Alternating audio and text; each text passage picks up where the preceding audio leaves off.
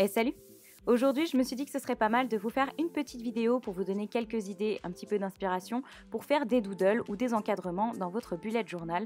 Personnellement, ce sont des choses que je fais très souvent parce que je trouve que c'est super simple à faire, c'est très rapide et ça claque tout de suite. Puis j'aime bien quand c'est un petit peu décoré.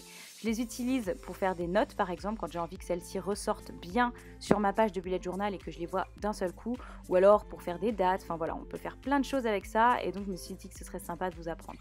Histoire de pas trop nous compliquer la vie, pour cette première vidéo, je vous ai sélectionné des encadrements easy, puisqu'en fait, en général, on part de la base d'un carré, d'un rectangle, donc des lignes droites. Et là, je vous montre celui-ci de manière un petit peu plus poussée, puisque c'est un basique, un classique, mais il y a un petit peu de perspective, donc au début, si on ne sait pas faire, c'est compliqué.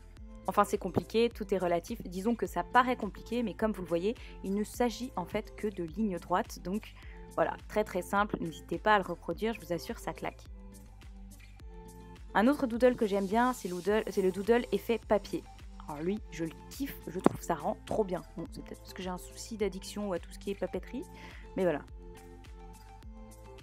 Il m'arrive aussi de faire des petits drapeaux juste pour mettre les dates, par exemple.